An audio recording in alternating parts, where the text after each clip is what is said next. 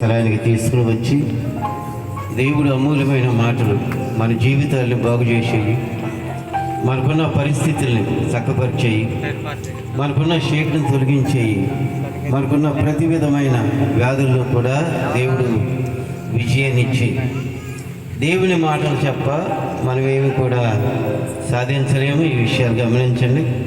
దేవుడు అక్షరాలుగా తన దాసుల్ని తన ఆత్మతో నింపి దేవుడు మాట్లాడిన ప్రతి మాటలు మన జీవితానికి ఎంతో విలువైన మాటలు. లోకంలో కొనలేము, డబ్బుతో బంగారంతో అధికారంతో ఈ మాటలు కొనలేము. దేవుని మాటలు ఉచితంగా వస్తాయి. ఉచితంగా వస్తున్న మాటలను నువ్వు ఎప్పుడైతే వాటి మీద మనసు ఉంచుకొని ఆ మాటల మీద నువ్వు యథార్థత కలిగి జీవిస్తానికి ఇష్టపడతా ఉంటావు, అలాంటప్పుడు నీ జీవితం ప్రారంభ జీవితంగా నువ్వు చూడగలుగుతావు. ఎవరైతే అలాంటి తీర్మానం చేసుకుని దేవుని వాక్యానికి భయపడి దేవుని వాక్యానికి విలువించి దేవుని వాక్యం మీద నీ మనసు కలిపి నువ్వు జీవించిన నాడు నీ జీవితం అప్పుడే ప్రారంభమవుతుంది ఒక నూతనమైన కార్యాలకి. దేవునికి స్తోత్రం. దేవుని వాక్యాన్ని అశ్రద్ధగా చూడబాకండి. దేవుని వాక్యానికి మీరు మనసు ఇవ్వకోకుండా దేన్నో మనసులో ఉంచుకొని దేవుని నమ్ముకున్నామని ఇలాంటి తలంపులు మీలో నుంచి తీసివేయండి. అలాంటి తలంపులు ఉన్నంత కాలము మీ జీవితాల్లో దేవుని ఆశీర్వాదం అనేది దొరకదు. అది యథార్థమని వాక్యం బోధిస్తుంది. అవే మాటలు దేవుడు ఈ రాత్రి నీతో నాతో మాట్లాడారు. దేవునికి స్తోత్రం. హల్లెలూయా. దానికి కారణం నేను ఒక సాక్షిని ప్రభు సన్నిధిలో. దేవుడు నాకు ఇచ్చిన 4 బిడ్డల్లో ఆ ప్రభు నామంలో అమ్మగారు నేను ప్రార్థన చేస్తున్నప్పుడు పిలుపుని బట్టి దేవుడు వాళ్ళని సేవకు ఏర్పాటు చేసుకున్నారు. వాస్తవంగా మన సాక్ష్యం చాలా గొప్పది, దేవుడు చేసిన కార్యాలు. కనుక రమేష్ విషయంలో వాడిని ఉద్యోగస్తులు చేయాలని ఆశ, వాడిని మంచిగా చదివించాలని సండే స్కూల్ పంపించి మంచిగా చదివించాలని ఆశ. కనుక సేవ కొత్తగా రావటం వలన మేము బతకటమే కష్టమనే జీవితాల్లో పిల్లల్ని చదివారంటే చాలా బాధపడేవాళ్ళం. 10th క్లాస్కి పుస్తకాలు లేవని చెప్పి నేను తేలకపోయేసరికి రమేష్ అర్థం చేసుకుని నేను చదవలేనా అని చెప్పాడు. దాని విలువ చెప్పలే, నాతో ఎవరైనా చెప్పదు. ఎందుకు నువ్వు ఇట్లా మాట్లాడుతున్నావంటే చదవనన్నాడు. ఎందుకంటే నేను బాధపడతాం వాడికి ఇష్టం లేక పుస్తకాలు తేలేదని చెప్పి చదువు ఆపేసేసాను. ఆ తర్వాత మేము బతుకులాడిన వెళ్ళలేదు. ఇప్పుడు కూడా ఏదైనా తప్పు చేస్తే కాళ్ళు పట్టుకుంటాడు, క్షమాపణ వెళ్తాడు. మా పిల్లలందరూ అంతే. నన్ను ఎదురుకిచ్చే ఏ పని చేయరు. ఒకవేళ ఏదైనా చేసినా మరలా వచ్చి వాడు పశ్చాత్తాపడి ఇది అని చెప్పి సమాధానపడే కృప నా దేవుడు నా బిడ్డలకి ఇచ్చాడు. వాళ్ళు ఎంతో జాగ్రత్తగా ప్రభు సన్నిధిలో పెంచిన వారికి. వాడు ఇక్కడ రావటం నాకు చాలా బాధగానే ఉంది. ఇంత దూరము వచ్చి పరిచయం చేసి వస్తున్నాడంటే కన్న తండ్రిగా నేను వచ్చేవారు కూడా నేను ప్రార్థనలోనే ఉంటాం. వాళ్ళ గురించి ఎప్పుడు వేదనే.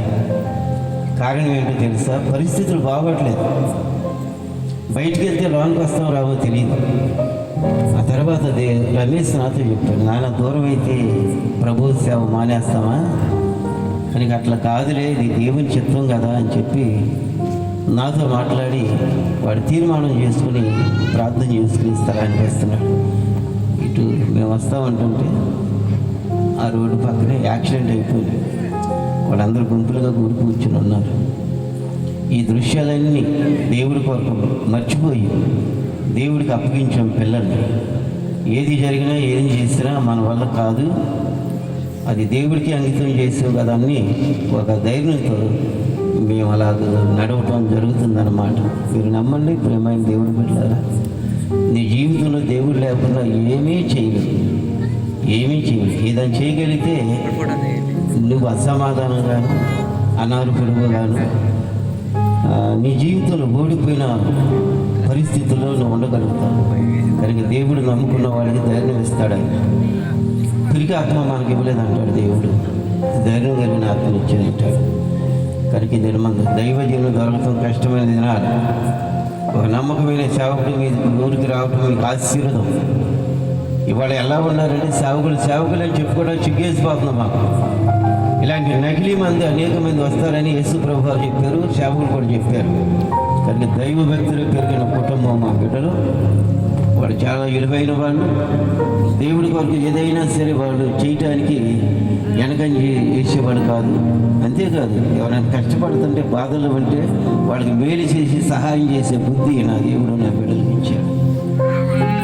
కనుక అది మీ దురదృష్టం. కనుక దేవుని యొక్క సేవకుల్ని మీరు అనాలోచనగా కాకుండా ప్రభువుని ప్రేమించి సేవకుని మీరు మంచిగా చూసుకుంటే దేవుడు మీకు దేవుని ఆశీర్వాదాలు ఇస్తాడు.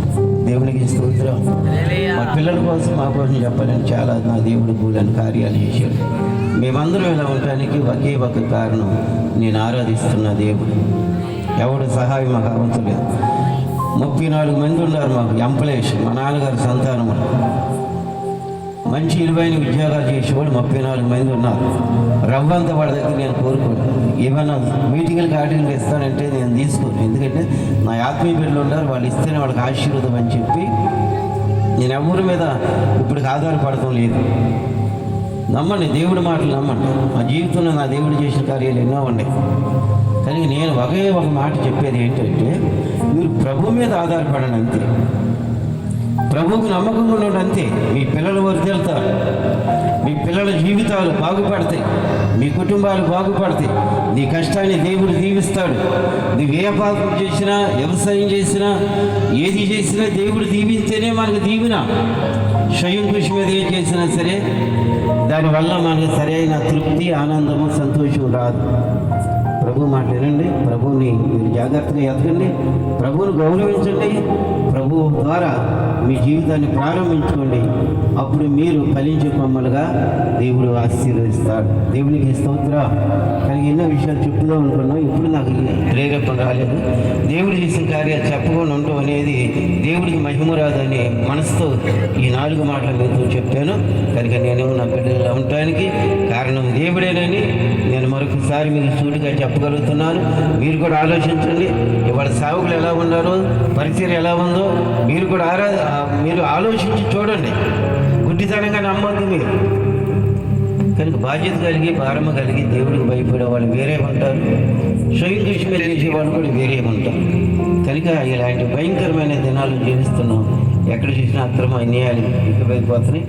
ఏటిలో మనం ఉన్న ప్రభువును నమ్ముకున్నప్పుడు నీ పక్క 1000 మంది పడినా, నీ కుడి పక్క 10,000 మంది కూలినా అపాయం అనేది నీకు రాదని చెప్పిన దేవుడు అక్షరాలుగా నీ జీవితంలో, నీ కుటుంబంలో చేస్తానికి ఆయన సమర్థత కలిగిన దేవుడు కనుక ఆయన మీదే మీరు ఆధారపడండి, ఆయనే మీరు నమ్ముకోండి.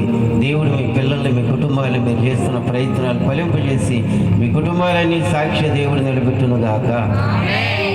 దయామయుడైన మా తండ్రి, ప్రేమ కృప కలిగిన మా స్వామి, పరిశుద్ధుడు నాయన గొప్ప దేవుడు, ఈ దినమందు ప్రత్యేకంగా మీ బిడ్డలు నా తండ్రి, ఈ గ్రామం బిడ్డలు మీరు లేకపోతే సరైన పరిస్థితులు ఉండవని, మీరు లేకపోతే దరిద్రం పోదని, మీరు లేకపోతే మా ఒడిదుడుకులు పోవాలి.